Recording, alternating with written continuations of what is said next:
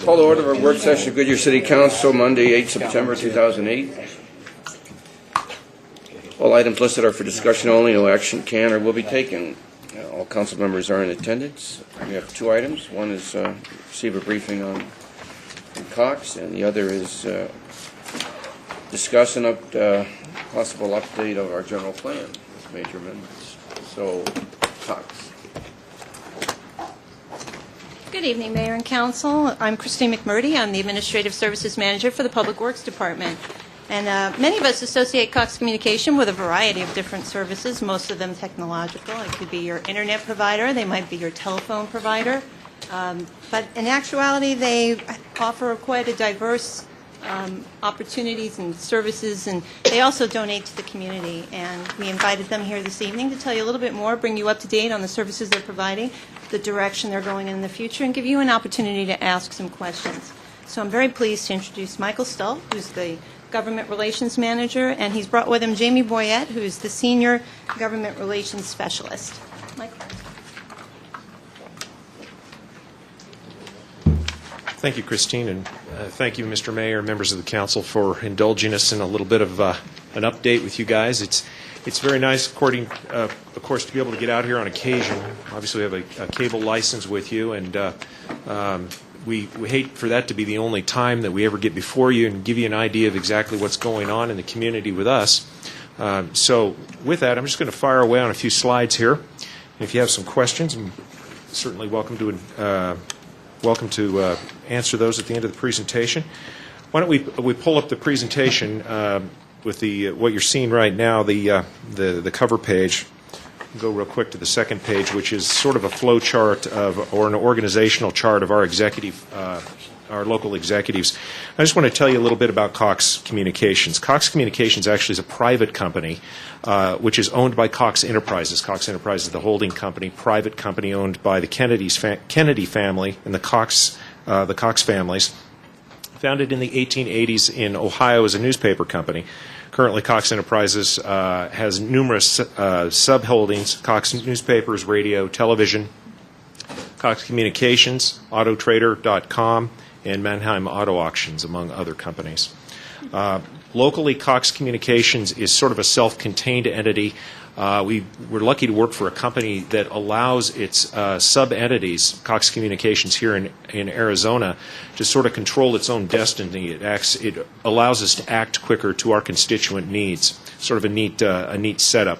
You'll see I've given you the personal information of the folks there on the sheet.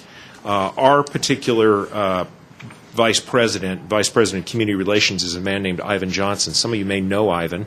And one of his direct reports, Susan Annable. Again, many of you probably know Susan. She is my direct boss, and both of our contact information there is all listed there. Just a quick note, personal note, I am at the bottom, and for good reason. It all flows downhill to me. So, next page. Let's talk a little bit real quick about Cox in the community. Last year, in 2007, we provided over $17 million in cash and in-kind contributions to Valley organizations. Here in town, we provide municipal services to approximately 7 buildings. That involves free cable television, hookups, that kind of thing.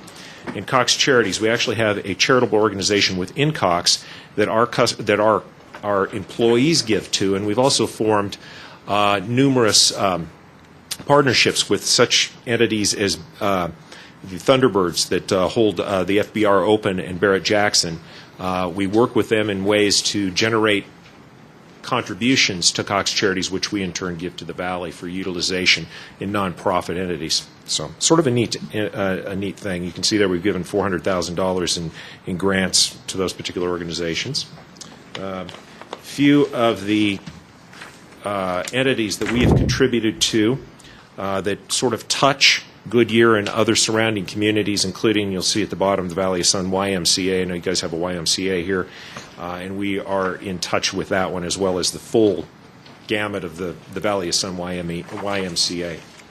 Let's see. Okay, let's get to the meat and potatoes a little bit on the City of Goodyear facts. You'll notice we have about 26,500 and change homes. We have about 12,500 basic customers. We have a household penetration, meaning the number of customers that we pass in homes that take our service is about 46%.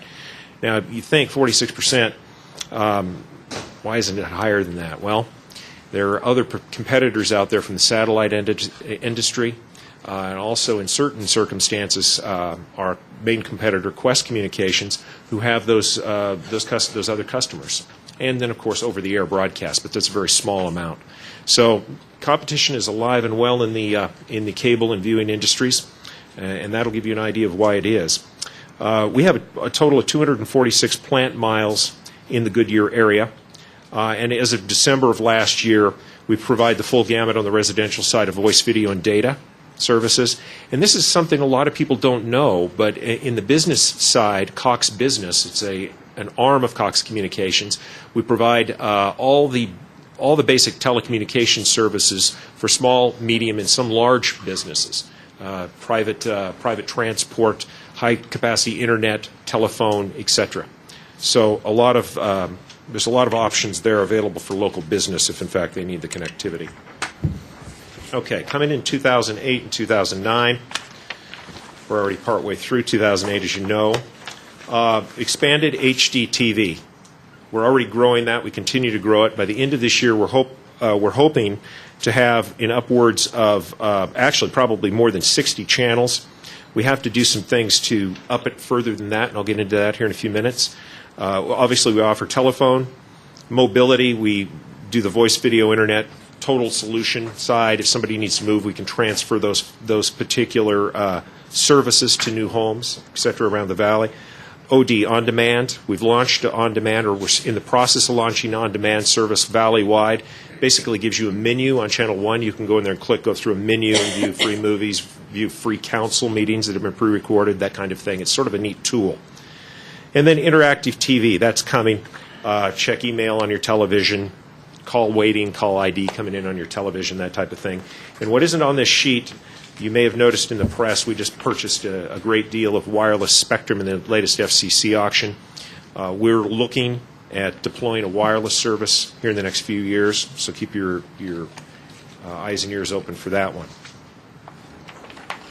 Okay, what's going to make a lot of these new services possible is a product or a process we're in the process of deploying right now or implementing right now called EON, Extendable Optical Network. And what that really entails is upgrading our system capacity by 25%.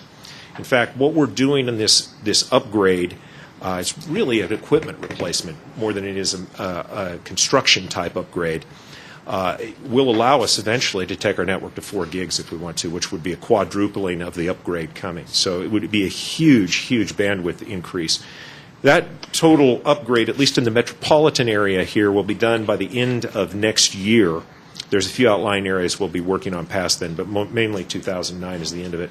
Well, it'll allow us to do many things, including faster internet speeds, numerous channels of HD, which I mentioned earlier, on-demand, expansion of the on-demand platform, and then a greater flexibility to offer additional services. The thing with EON is in some instances when we replace some of these equipment, this above-ground equipment, we have to get in there and do some of this upgrading, usually in our maintenance window, which is between 12 and 5, 12 and 6 in the morning. The reason we do that is we don't want to interrupt 911 telephone, internet service, people's television. Hopefully they won't be doing it during Super Bowl or anything like that. But what you do is you go in and you replace this stuff early in the morning. What we do is we try to let folks know where we're going to be working. We do it through automated phone calls, mailings, door hangers, that type of stuff, so that it doesn't alarm anybody. If they wake up and see a guy working out there, they'll know what's going on.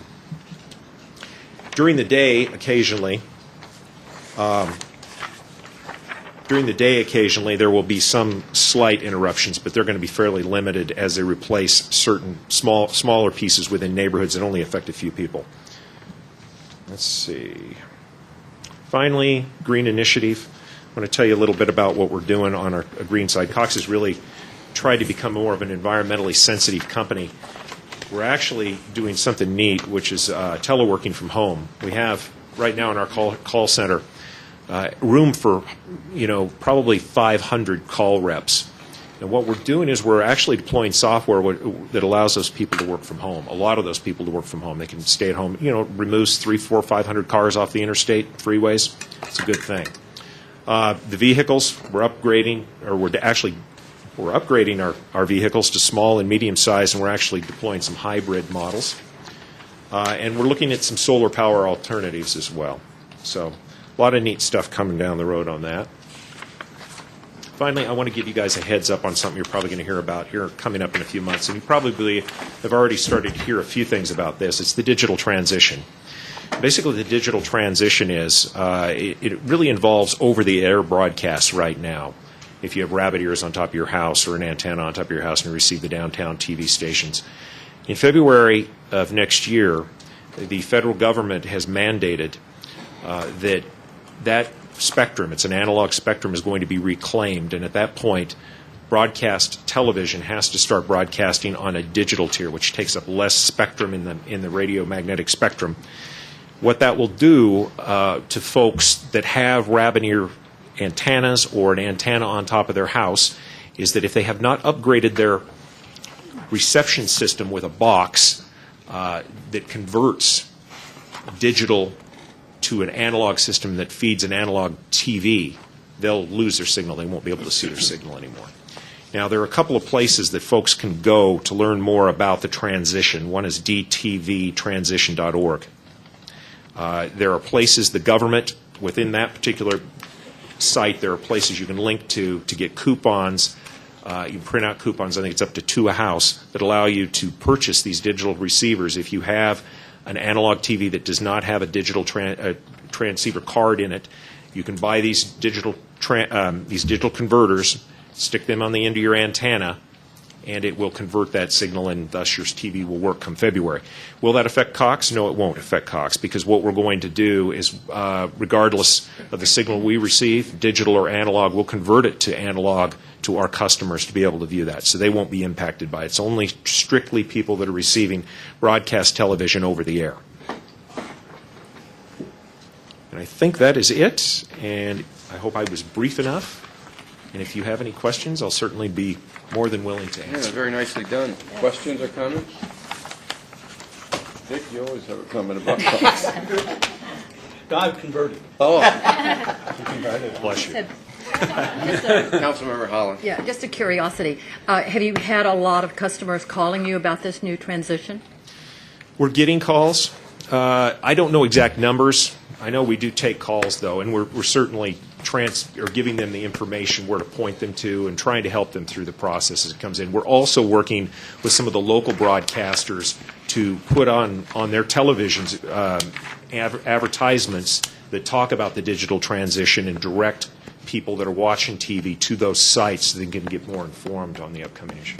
All right, thanks. Okay, just a quick question. Say I'm watching 15, okay, and I get channel 15, which is no HD. If I want HD, I go to 715, correct? Yes. I don't know exactly where it's at, but yeah, it's the upper tier in the digital band. Now, when you go to 60 HD, are we still going to have ABC, NBC, et cetera, on 2 stations? Or will that ever end? It will end eventually. Okay. Yeah, it will eventually. Eventually, what will happen is analog will end altogether. It's a few years down the road. And we have to do that to reclaim spectrum so we can do other things such as more bandwidth for high-speed internet, additional HD TV, that kind of thing.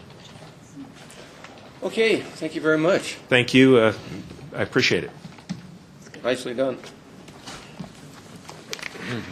Okay, now we're going to our general plan. Joe Schmidt.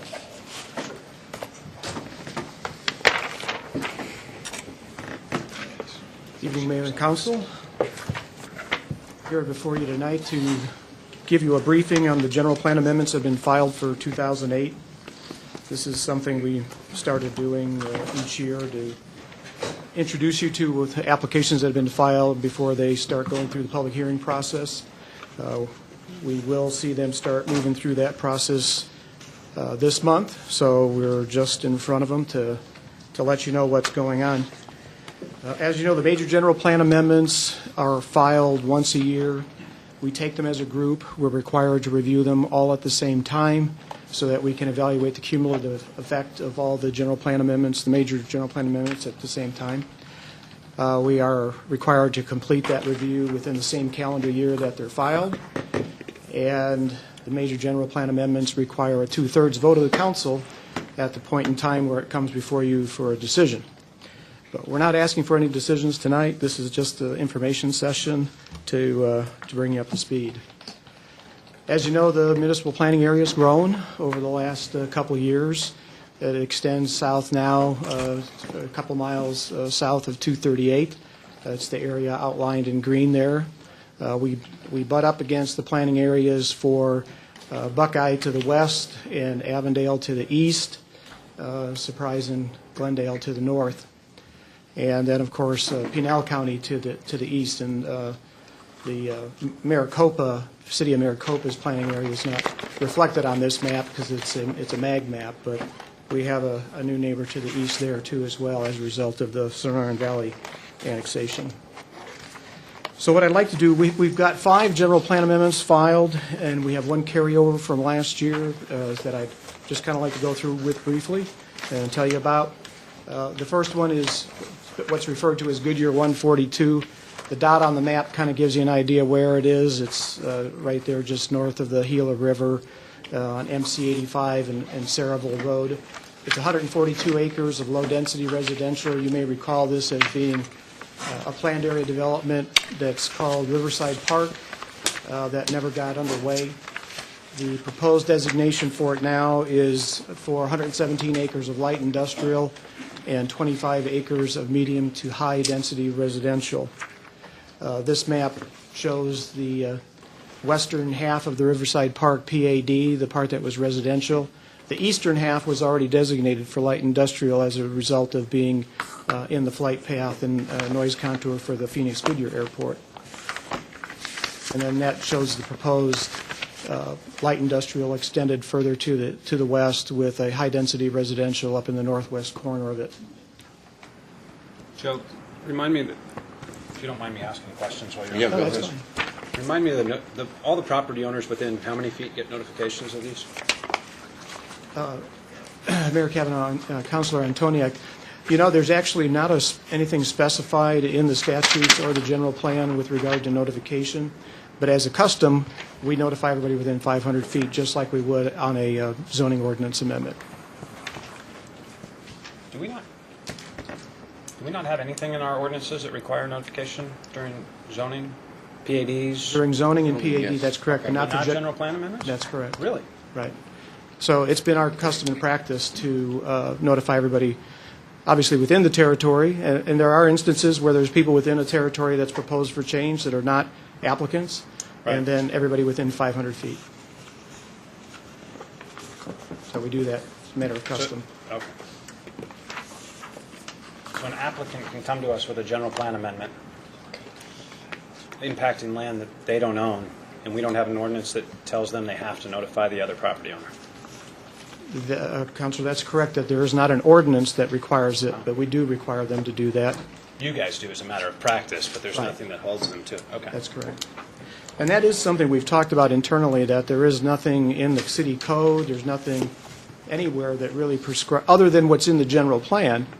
The general plan has text that talks about how general plan amendments are processed. Right. But it doesn't necessarily specify what the public participation would be.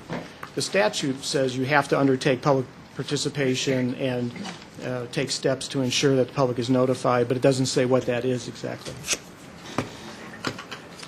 Okay. I was going to say, maybe we ought to have a discussion about that later, and maybe not Maybe tonight. that's something but later we might want to think about. I'd be happy to I talk guess to the staff first time about it that happens offline. that somebody doesn't get notified Well, or I mean, does nothing. I'm looking at that one, and that one's kind of, that seems quite a deviation from what was there in the past. Not a bad, neither here nor there. I just noticed going from housing to industrial and light industrial, and it's changing the character of that section of land quite a bit. But we certainly make sure that the adjoining property owners are notified. The next one is called North City Commerce Park. It's up at the northern limits of the city. It's at the intersection of Camelback and Citrus Road. On this slide, you have actually the existing land use to the left and then the proposed land use to the right. And you may recall this property as being Talaverde Estates. This was a low-density residential PAD that was approved that was not developed. The applicant in this case is also proposing a change to light industrial land use, which is the same as the property to the east, which is within the noise contour for Luke Air Force Base. Is Sedea, I guess, I'm not sure, Sedea, I guess it is. How's that doing? That property had gone through foreclosure and was taken back by GMAC. I understand that it's been sold to another party, but they haven't moved forward yet with any additional development. They have some of the utility infrastructure in the ground, but we haven't seen anything come across our desks to move it along yet. Which one of these did the Abel family own? This one, the subject property, Okay, but not Sedea. no. Okay. They didn't own Sedea? Is the Able property? The Sedea property was Abel's, wasn't it? Was it Abel's? Property's north of here. I don't think so. It's south Oh, of you're right. Camelback. It was the group out in California. It was owned in the trust. Yeah, that's right. So this is Abel family that we're talking about. This is the Able family property. And the Able family had basically the whole section around this, Camelback, Citrus, Indian School to Cotton. I'm sorry, Joe. Where was, refresh my memory, where was the issue with the water tank that I asked them to sink? Where was that? That was on the Sedea property. Was on the Was, And that went to foreclosure. pardon me? And that's gone into foreclosure. That property has two things. The water tank was to be located at the very far northeast corner of Sedea, across the street from this property. But since that time, I believe it's been relocated onto the industrial property east of the subject site. They were able to work out an arrangement to move that tank site onto an industrial property. And the homes, there's homes across the street here on Camelback on the other side, wasn't there? There's the custom homes, I believe. That's correct. They're located on the north side of Camelback, west of Citrus Road. So west of Corner. the commercial, where it says commercial, it's a little further west than that? It's a little bit further west, yes. Kitty Corner and further west. Thank you. Okay, moving on to number 3, El Rio Crossing. This one as well is kind of in the central part of the city there, just north of the river. It has a current general plan designation of 224 acres of rural residential and 22 acres of community commercial. The proposal is to change it to regional commercial, light industrial, high-density residential, and community commercial. And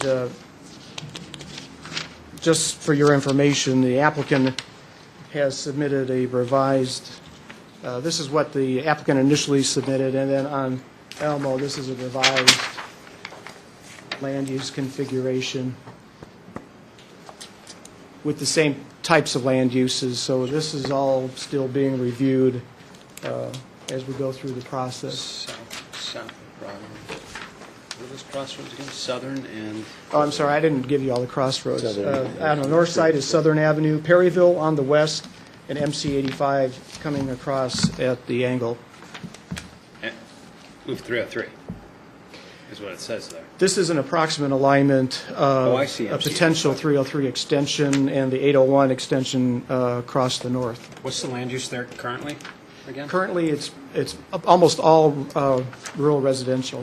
The general plan designation is rural residential, That's correct. and the light purple represents, A light industrial. So they moved the light industrial and the pink right represents up. commercial. From the facing previous one, yes. 85. So Right. it sits on it. That makes sense. How's that Regional going commercial. to impact the, Yeah,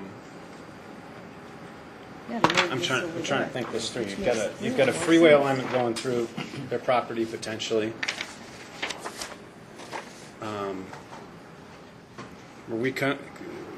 We need to be cognizant of the cost impacts of the land use change on the general plan. Rob, I can't hear you down here. We'd need to be cognizant of the cost impacts, I would think. I don't know what, I mean, if you look over at the overall grand scheme of things in terms of taxes paid for property and right-of-way of transportation infrastructure, if we upzone, downzone, whatever, we're not zoning, we're changing the general plan land use, but if they're going to go off and market their property as such, they're going to change the dynamic of what ultimately the public pays in terms of their taxes for that property to acquire it for a future transportation corridor. So we need to be cognizant of that as this one goes through. Yes, Counselor, we are aware of that. Making sense. We're just showing these to you tonight. Yeah, We're not to a point of but I making mean, a I think recommendation yet. The 7 of us up here need to be cognizant of Okay. that as we're making those decisions. Well, this is an upzoning, I would consider. That's what I'm thinking. I mean, Yeah. it's making the land more valuable. Correct. I'm sorry. It's being done on purpose. What does regional commercial mean? Is that like where we're putting in Old Navy and that stuff? Is that regional commercial to you? For the most part, it's generally a larger piece of property that has a reach that goes beyond the immediate neighborhood or a near radius. Power centers would fall into that category. Obviously, the regional mall, but I don't think we envision a regional mall necessarily going into this site, but more along the power center, Home Depot, Lowe's type of thing. And that's because of the 303. Partially. You already have MC85 is a major arterial there, along with Perryville.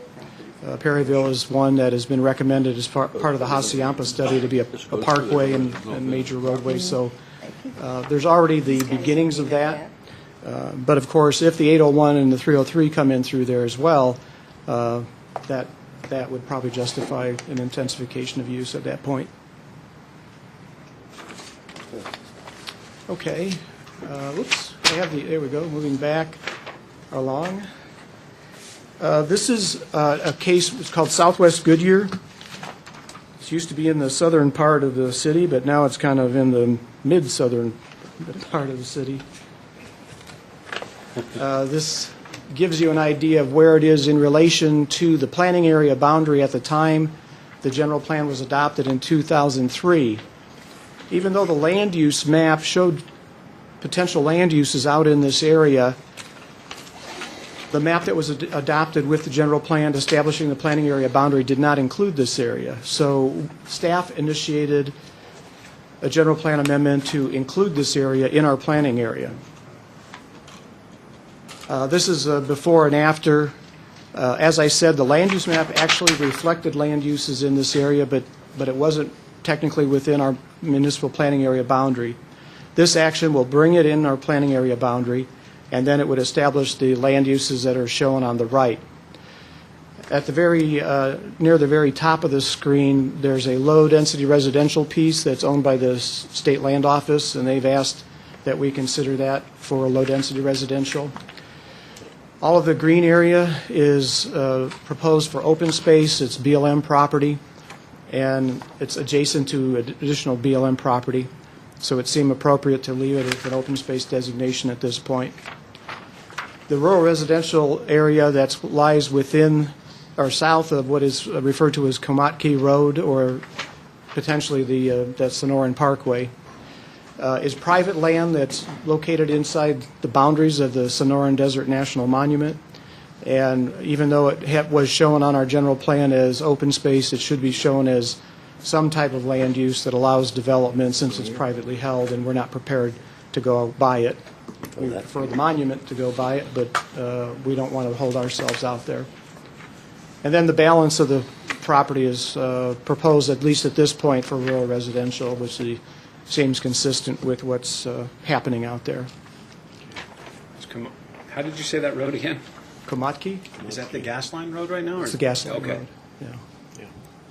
I'm not sure that's the right pronunciation, but it's best guess. Is the city of Buckeye, are they aware of this, what we're doing here?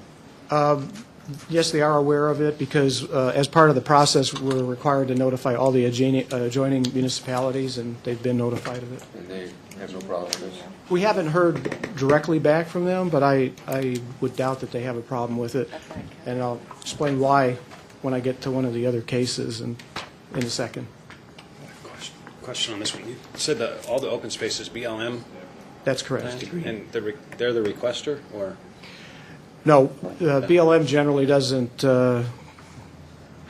participate, if you will. Okay. State lands. Their actual position is that we can designate it whatever we want. It doesn't really matter Okay. because they're the federal government. But it would seem to be appropriate to leave that in open space, since everything to the directly to the south and directly to the west is also BLM land that is likely to stay open space. There's a couple of BLM pieces in there that would be kind of orphan parcels that we're showing as rural residential. Whether or not the BLM will actually dispose of them, nobody knows, but sometimes they do. It would be appropriate, too, if they did. This is the one I was referring to, Mr. Mayor, is this 203rd in Pecos. Actually, I had called it 207th in Pecos, but we came to find out that 207th is in the middle of the property, and 203rd is on the east edge, 211th is on the west edge. So we're kind of trying to straighten that out. That's in the same general area we were just talking about, except it's to the west. And you may recall this case Here it is. It's just- from when it came in back in 2006, and it was tabled in 2007. At that time, the town of Buckeye did object to the proposal. The property owners, there was a major property owner who wanted to have the area become into the city of Goodyear municipal planning area and then potentially develop within the city limits. That's the area that is shown as the low-density residential and the community commercial, low-medium-density residential, and the property owner's name is McCrae, represented by Mike Curley with Earl Curley and Lagarde. They are still interested in pursuing that. At the time, they proposed a general plan amendment that included all of the property that's outlined in blue to come into the city's planning area, and it is currently in the town of Buckeye's planning area. Over the last couple of years, we've been meeting with Buckeye staff, and we've been negotiating an intergovernmental agreement with them that would lay a framework for them to yield that territory to us and for us to take it over. The only piece that would be accepted out of that, I'm going to go back to Elma for just a second if I could, so I can point. Thank you. This area here is already annexed into the town of Buckeye, so we can't take that into our planning area at the present time.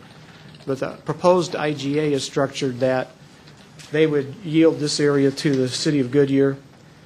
We would take it within our planning area, and then at the point in time when this became contiguous to our city limits, they would agree to de-annex the property, and we would agree to annex it.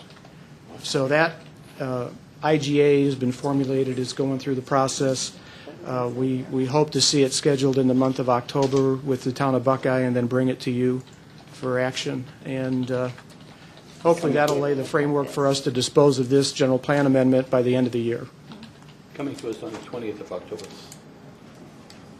Well, Mr. Mayor and Councilor Souza, that's tentative right now. We're really going to wait for Buckeye to act first. They're looking at it the earliest as October 6th, and then we would come to you then on the 20th if they act. If they don't act, it'll be later then, is all I'm trying to clarify.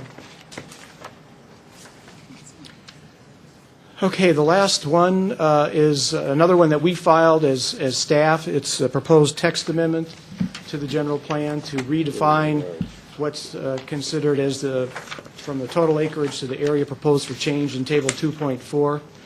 What we found is that when Table 2.4 and 2.5, which look like this in the current general plan, this table was modified right before the general plan was put up for adoption, and it was intended to basically identify some land use changes that would not require an amendment, some that would be considered a minor amendment, and then others of certain size would be considered a major amendment.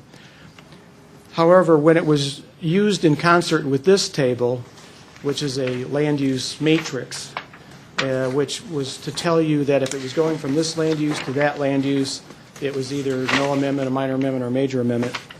Well, frankly, most of the changes fell into the major amendment category. So we knew something wasn't working right between the tables. So we proposed changing the table 2.4 to primarily, it's on the side where it says the area proposed for change, amount of acreage proposed for change, so that if you have a 20-acre site and you're going to propose a change on it, that is not considered a major general plan amendment. In fact, it's not considered a plan amendment at all. It's only 20 acres. Then from 20 to 160, if the property's not, if it's not in a previously approved PAD, then 20 to 160 would be considered a minor amendment, and then over 160 would be considered a major amendment. In a PAD where you have a large area that has already got PAD zoning, then the percentage of change would come into play. So if you had a PAD that was more than 800 acres, you could potentially change more than 160 acres and still be a minor amendment. So that was a concession, I think, that the committee had wanted to make to the large PADs that had been approved in Goodyear, and so we've preserved that in this text amendment. So I think it's going to clarify things and make it easier for us to interpret the interaction of these two tables. So the bottom line is, if it's a major in the 2.4 table and it's a major in the 2.5 table, it's a major. But if it's a minor in either one, then we'll treat it as a minor, and then if it's no amendment in either one, we'll treat it as no amendment. So that's the background on that. I hope I haven't thoroughly confused you at this point, but that concludes my presentation, at least. And if you have any further questions, I'd be more than happy to answer them now, or if you have them later, we'll be running these through. Let me ask you a question, Joe, because it isn't that clear. Does the Attorney General have to sign off on these changes? They're notified, but it's principally the ones that are changes with respect to the military airport land use compatibility. Well, he has to approve the general plan, right, Harvey? Governor does. Right? Or no, it's the charter. Yeah. Approves the general plan. I mean, if the Attorney General has to see it, I feel more comfortable. The only ones that we've ever gotten a reaction to would be ones that involve the military base. So the Attorney General, this does not go through the Attorney General, these changes? We send them to them and notify them of the changes, and they have an opportunity to object, but we've never gotten a response. The only time we've seen it was when they responded to the town of Buckeye on theirs because they didn't address the loop compatibility on a portion of their plan. They had to redo it. Okay. Questions? Just the last comment, the Planning and Zoning Commission hearing will be on the 17th of this month. The second Planning and Zoning Commission meeting will be in October on the 15th, I believe, is the date. And that hearing will be held at Estrella High School. We're required by the statute to have two hearings in different locations. So the first one will be here, the second one will be at Estrella High School. And then if everything keeps tracking, it'll come before you at your for a public hearing on your meeting on Monday, November 17th. Okay. So, thank you for your time. Follow-up question on that percentage. Okay, say the percentage again. So if you have an 800, or just say 1,000 acre, so I can use round numbers here, 1,000 acre PAD, and they want to change 180 acres, that's less than 20%, that would trigger a minor amendment? Minor amendment, that's correct. Instead of a major Instead of amendment. a major amendment. Even though it's more than 160, it's less than 20% of the total PAD. Well, in the case of like Estrella, we've got PADs that cover tens of thousands That's correct. of acres, and they want to change 2,000. That's a minor? It can be if it stays under the 20% of what's been approved in a PAD. Under each PAD. So would we ever? I don't know that that's, I Would don't, we ever approve a PAD that's that large? well, how big's our largest PAD? Not that they would ever do that. Estrella isn't a 20,000 acre Yeah, PAD. that's what I'm saying. It's several It's PADs. several PADs. Yeah, that's It's right. multiple So PADs. yeah. Probably the That's largest is 7,000 Yeah. acres. So that's Still, 20% of that is 1,400 acres. Right. that's a lot of acres. It's still a lot to not trigger A major? I was trying to go back. I mean, you Yeah. talked about, I was trying to go back in my memory bank when we had this discussion back at the general plan, and I can't recall it. Okay. It's a pretty big area. I mean, I typically don't have a problem with it, because usually those larger ones are typically treated as partners versus the ones that are 200 acres that want to change 80 acres. So, anyway. Well, if you have a recollection, obviously I wasn't here when that went through the process. If you have a recollection of what the intent was, we'd certainly be interested. I can't remember what the, I mean, Harvey was there, so hopefully, anyway. Is that the only thing that makes a difference between major and minor amendment? No, it's, I mean, if they There's jump several. land use categories drastically, then you're Yeah, going to that's, trigger a major. because I was still. saying, because there are One- other, Right. A one-step jump would be a minor, more than a one-step jump would be a major. okay. So but that's the if only- they want to change, say, medium-density residential to light industrial, and it's only 10%, that's still going to trigger a major, because they're jumping multiple categories if they're doing more than a The way certain we, acreage. the way we have it structured, that, no, it would not require the major amendment if it stayed under the percentage. Then I'm Okay, confused. I'll chew on that one. Well, we appreciate the comments. You good? I'm good. Thank you. Thank Okay. you. Okay, we'll hold the council members' report and mayor's summary for our council meeting. Rourke, we're going to present to the ARP, AA, what do you call it? AARP award, and the one on Valley Forward in communication. Is that all right? Okay, so we'll have Councilmember Souza, Vice Mayor Antoniak do those respectively. Okay, this meeting is adjourned. We'll meet again in 17 minutes. 6 o'clock, right?